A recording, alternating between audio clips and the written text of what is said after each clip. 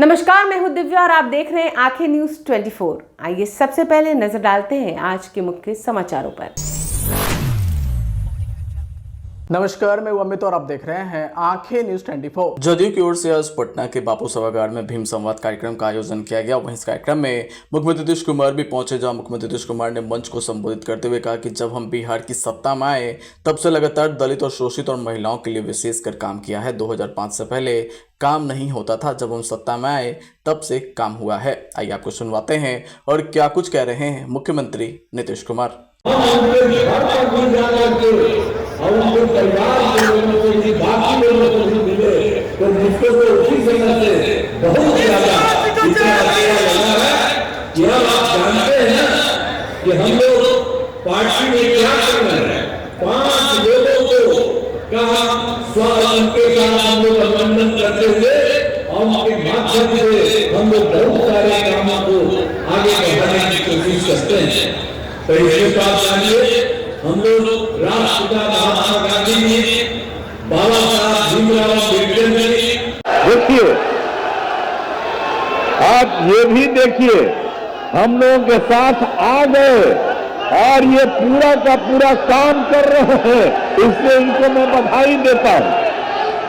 और इनसे हम यही कहेंगे कि जितना काम पूरे देश में किया जा रहा है, आप सभी जगह इन लोगों को जाकर के एक एक जगह एक एक बात कराइए, सब तरह से करिएगा ना। हाँ, बहुत अच्छा ये कर रहे हैं, तो ये पूरा का पूरा एक एक जगह जाकर के करिएगा और बहुत खुशी की बात है।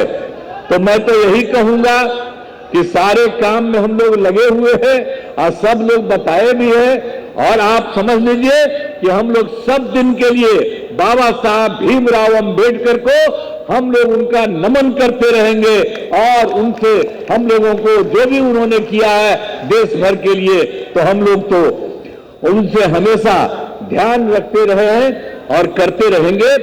तो इसीलिए इस कार्यक्रम में उपस्थित। नमस्कार, मैं अमित और आप देख रहे हैं आंखें न्यूज 24। राजधानी पटना के गांधी मैदान में डॉक्टर अंबेडकर को श्रद्धांजलि अर्पित करने पहुंचे बिहार के उप मुख्यमंत्री विजय कुमार सिन्हा ने प्रधानमंत्री मोदी के नेतृत्व और भ्रष्टाचार के खिलाफ अभियान को लेकर एक बड़ा बयान दिया है। पक्ष जो देश को कमजोर किया, आजादी के 75 वर्ष भारत के सामाजिक सौहार्द को बिगाड़ा, संविधान को अपमानित किया, लोकतंत्र को इमरजेंसी के द्वारा तार तार किया, ऐसे परिवारवाद, वंशवाद, भ्रष्टाचारी मानसिकता के लोग न भारत के हित में है, न समाज के हित में है, न संविधान के हित में है। हम विकसित भारत नहीं बना पाए थे, लेकिन मोदी जी ने संकल्प लिया कि हमें विकसित भारत बनाना है, देश के युवाओं को विकसित भारत का पार्टनर बनाना है, देश के युवाओं को लीडरशिप देनी है, 1 लाख युवाओं को नई लीडरशिप देने के लिए तैयार करना है। और उसके लिए मोदी जी ने माय भारत प्लेटफॉर्म तैयार करा। 1,75,00,000 से अधिक माय भारत के वॉलंटियर विकसित भारत के सहयोगी बनने के लिए ये प्लेटफॉर्म पर रजिस्टर हो गए। इस प्लेटफॉर्म के द्वारा अलग अलग सोशल एक्टिविटी होती है, सेवा की प्रवृत्तियां होती है, हर महीने इसी पदयात्रा का आयोजन होता है।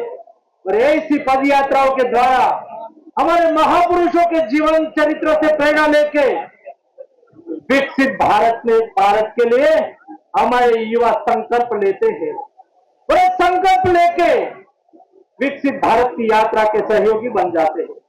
आज हमें संकल्प लेना है, ये हमारे महापुरुष जिन्होंने देश को बंधारण दिया, कॉन्स्टिट्यूशन दिया, जिन्होंने गरीब, शोषित, वंचित और पीड़ितों के लिए लड़ाई लड़ी, जिन्होंने समानता की बात कही। अरे दोस्तों, जब 1947 के पहले दुनिया में भी, वेस्टर्न कंट्री में भी महिलाओं को बराबरी का अधिकार देने की बात नहीं होती थी, इस समय में डॉक्टर बाबा साहब आम्बेडकर ने समानता की बात कही। नमस्कार, मैं अमित और आप देख रहे हैं आंखें न्यूज 24। केंद्रीय मंत्री चिराग पासवान ने बिहार के मुख्यमंत्री नीतीश कुमार को पत्र लिखकर पिछले दिनों हुई बारिश और तेज हवा से खेत में पड़ी फसलों को हुए नुकसान पर चिंता प्रकट करते हुए उचित मुआवजा और मदद देने की अपील की है। लोजपा रामविलास के अध्यक्ष चिराग पासवान ने मुख्यमंत्री नीतीश कुमार को लिखे पत्र में कहा कि हाल ही में बिहार के विभिन्न जिलों में हुई बारिश और असमय वर्षा ने किसानों पर बुरा प्रभाव डाला है। खेतों में पकने को तैयार गेहूं की फसलें भारी नुकसान के चलते बर्बाद हो गई। वहीं किसान अब हताशा और निराश की स्थिति में पहुंच गए हैं। खेतों में लहलहाती फसलें अब सड़ने लगी है, जिससे किसानों की मेहनत, उम्मीदें और जीविका एक साथ डूब गई है। चिराग पासवान ने आगे लिखा कि प्रदेश के लाखों किसानों के सामने इस भीषण प्राकृतिक आपदा ने जीविकोपार्जन का संकट खड़ा कर दिया है। स्थिति की गंभीरता को देखते हुए किसानों के जीवन और भविष्य को सुरक्षित रखने के लिए त्वरित और ठोस कदम उठाना अति आवश्यक है। उन्होंने पत्र में आगे लिखा कि उनकी पार्टी की मांग है कि असमय वर्षा को राज्य आपदा घोषित किया जाए, ताकि आपदा राहत कोष से प्रभावित किसानों को तत्काल सहायता प्रदान की जा सके। वहीं चिराग पासवान ने आगे लिखा कि इसके अलावा राज्य स्तर पर तत्काल सर्वेक्षण अभियान चलाया जाए, जिससे क्षति का सही आकलन कर प्रभावित किसानों को शीघ्र मुआवजा दिया जा सके। वहीं पत्र के जरिए उन्होंने प्रभावित किसानों को कृषि ऋणों पर राहत दिए जाने, आगामी फसल के लिए विशेष सहायता योजना की घोषणा करने और प्रभावित जिलों में विशेष राहत अभियान चलाकर किसानों को खाद्य सामग्री, चिकित्सा सुविधा एवं पशु चारा आदि तत्काल उपलब्ध कराने की मांग भी की है। आज देखिए चिराग पासवान केंद्र में मंत्री और 5 सांसदों के साथ जीत कर आया है। ये प्यार से वसीले नहीं है, ये प्यार मुझे 30 सालों में भी मिला जब चिराग पासवान कुछ नहीं था, अकेला सांसद था अपनी पार्टी का और सबने मुझसे रिश्ता तोड़ लिया था। तब भी इन्होंने मेरा पिता बनकर, मेरी माँ बनकर, मेरा भाई बनकर इसी तरीके से मुझे अपना साथ आशीर्वाद देने का काम किया। उम्र भर इनके लिए मैं ऋणी रहूंगा।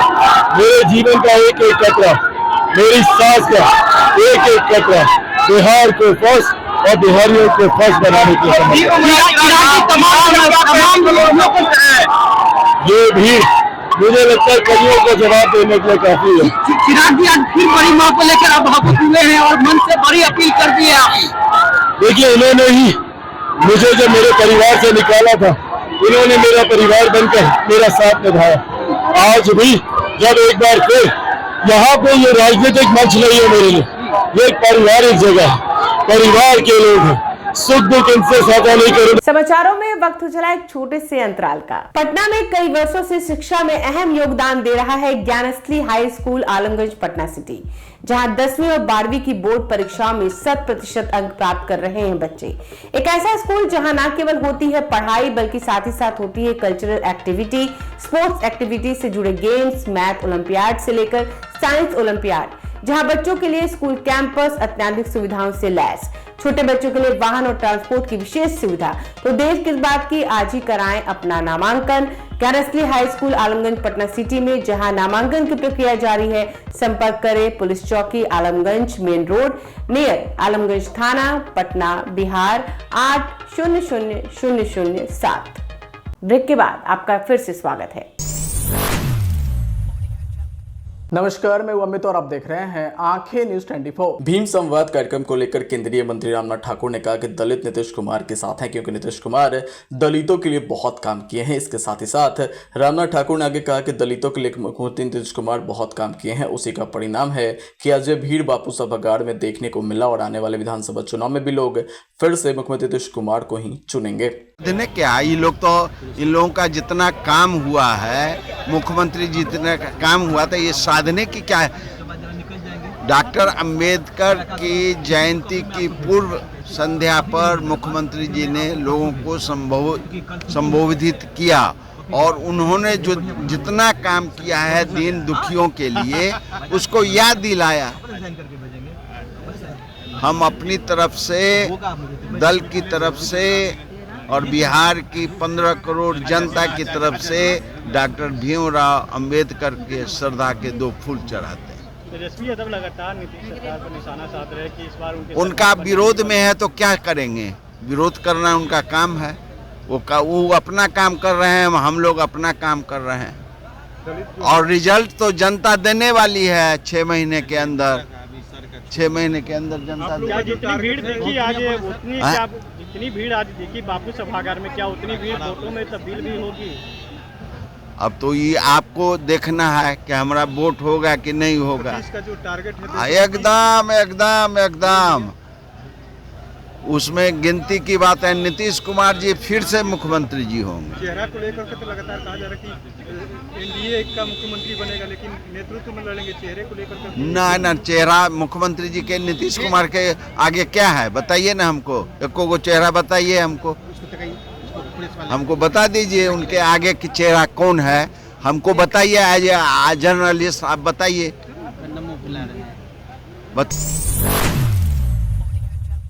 नमस्कार, मैं अमित और आप देख रहे हैं आंखें न्यूज 24। भीम संवाद कार्यक्रम को लेकर मंत्री सुमित कुमार सिंह ने कहा कि आज का भीड़ दिख रहा है और ये दर्शा रहा है कि आने वाले चुनाव में दलितों का मूड आखिर सरकार के पक्ष में है और फिर से बिहार में एनडीए की सरकार और मुख्यमंत्री नीतीश कुमार ही बनेंगे। आइए आपको सुनवाते हैं और क्या कुछ कह रहे हैं मंत्री सुमित सिंह। देखिए, ये कार्यक्रम पिछले वर्ष भी हुआ था और आज की भीड़ ये दर्शा रही है कि आगामी चुनाव में क्या होने वाला है।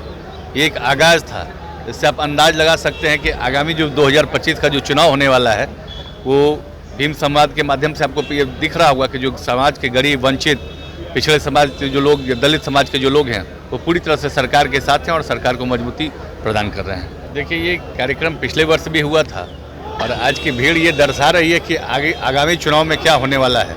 ये एक आगाज था, इससे आप अंदाज लगा सकते हैं कि आगामी जो 2025 का जो चुनाव होने वाला है वो भीम संवाद के माध्यम से आपको ये दिख रहा होगा कि जो समाज के गरीब, वंचित, पिछड़े समाज के जो लोग, दलित समाज के जो लोग हैं वो पूरी तरह से सरकार के साथ हैं और सरकार को मजबूती प्रदान कर रहे हैं।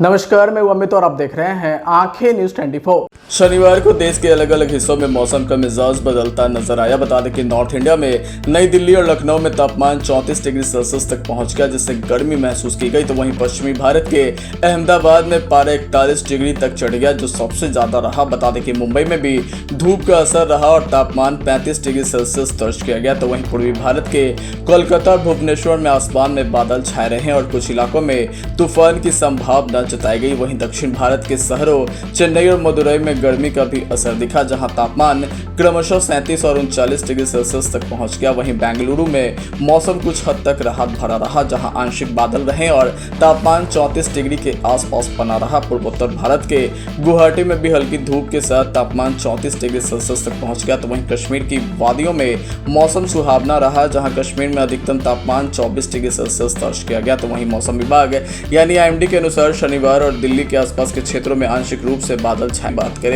मध्य प्रदेश की, तो मध्य प्रदेश में भी गर्मी अपना असर दिखाने लगी है। वहीं राज्य में तापमान तेजी से बढ़ रहा है, अधिकतम तापमान 41 डिग्री को भी पार कर गया है। वहीं आने वाले दिनों में तापमान और ज्यादा बढ़ेगा। स्वास्थ्य मंत्री राजेंद्र शुक्ला ने राज्य में बढ़ती गर्मी और लू की गंभीरता को देखते हुए नागरिकों से अपील की है कि वे सतर्क रहें और स्वास्थ्य विभाग द्वारा जारी निर्देशों का पूरी तरह से पालन करें। वहीं एक नए पश्चिमी विभव के असर से राजस्थान के कई हिस्सों में तेज आंधी और बारिश की संभावना भी बनी हुई है। बात करें 12 अप्रैल को उदयपुर, अजमेर, जयपुर, कोटा, भरतपुर संभाग के कुछ भागों में 40 से 50 किलोमीटर प्रति घंटे की रफ्तार से तेज अंधड़ चलने और हल्की मध्यम बारिश होने की संभावना भी है। वहीं 13 अप्रैल से अधिकांश भागों में मौसम मुख्यतः शुष्क रहने और तापमान में 2 से 3 डिग्री बढ़ोतरी होने की भी संभावना जताई गई है। वहीं जम्मू कश्मीर के गुलमर्ग में तापमान 5 से 10 डिग्री के बीच है और ठंडक महसूस की जा रही है। साथ ही हल्की बारिश या बर्फबारी की संभावना भी जताई गई है। पूरी सप्ताह श्रीनगर में हल्की धूप के साथ सुहावना मौसम रहने का अनुमान है। हालांकि 16 और 18 अप्रैल को